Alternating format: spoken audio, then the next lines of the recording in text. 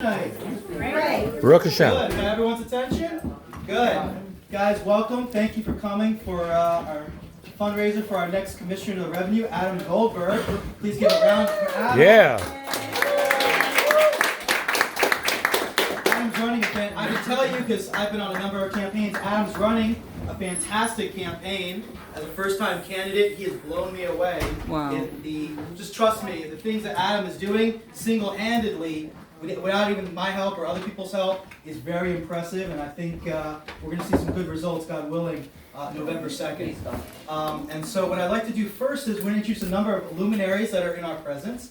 But first I'd like to introduce Rabbi Haber, the rabbi of our congregation, B'nai Israel, where Adam, myself, and others are members who would like to share some thoughts on Adam's campaign.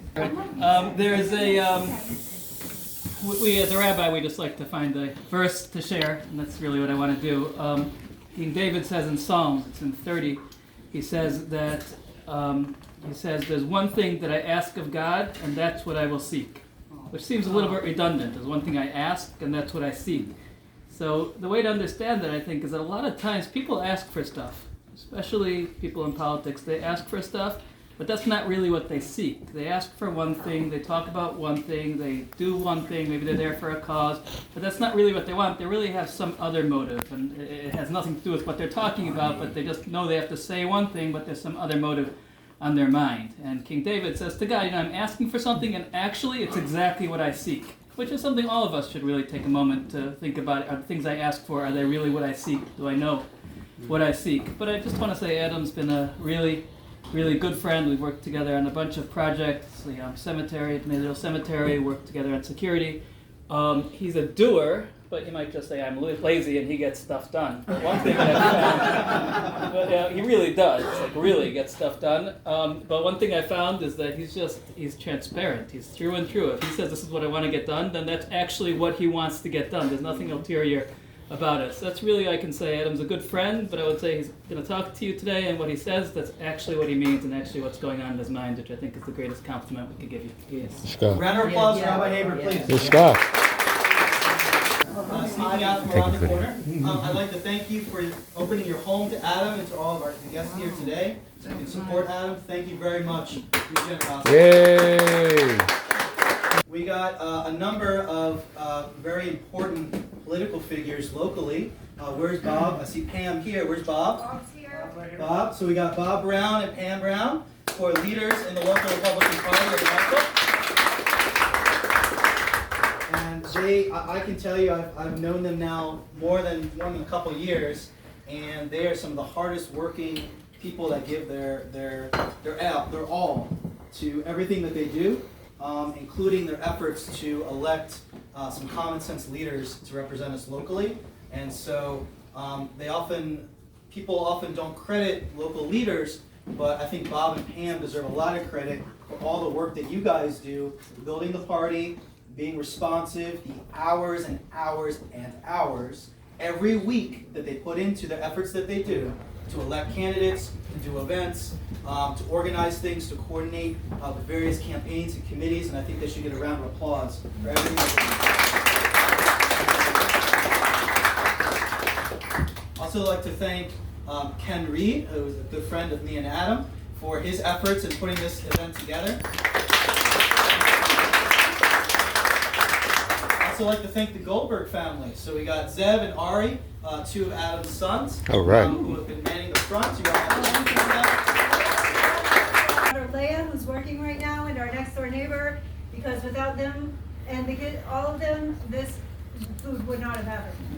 I want to thank both Chava Goldberg and someone dear to my heart, my wife, Yes. Naomi, for all the time and together for food. Wasn't that a beautiful spread, guys? Yeah. Wasn't that great?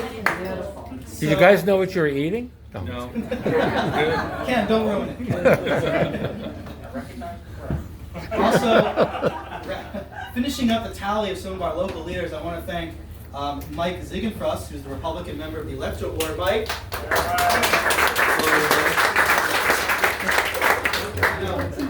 We Jews have a word, meshigas, craziness.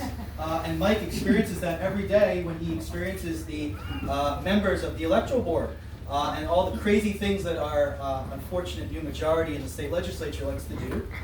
And their political compatriots on the electoral board like to put forward all sorts of crazy things. And Mike is our stalwart to say, no, stop, this is crazy, stop guys, we're not doing this crazy stuff. Slow them down a little. Common sense, common sense voting laws and regulations in our state, in this city. We also have some good candidates with us. Sylvia Bryant, who's running in the 90th. Hans Copeland, running here in part of Ghent, the 89th.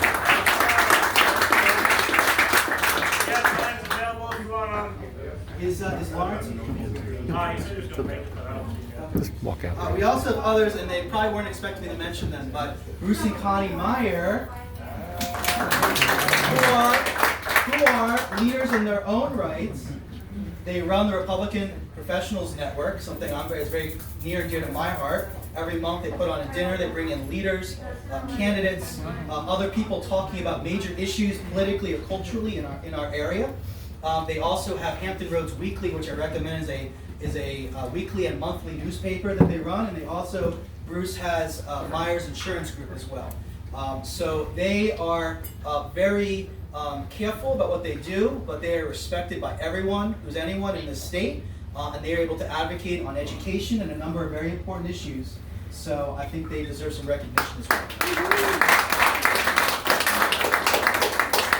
Dennis Free, thank you. Dennis is the head of the 2nd District Republican Committee, and so he's responsible for helping us compete in our swing state next year in the congressional midterms.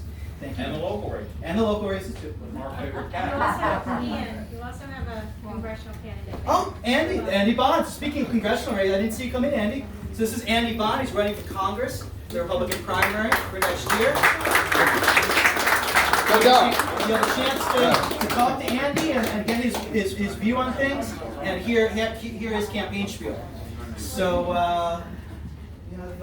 without ado, we're going to have Adam. There we go. Oh, sorry, Thelma. I didn't. We're looking for you.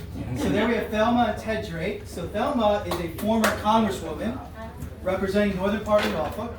She's also currently representing the city of Norfolk with the governmental relations. Oh, you retired? Okay, fine.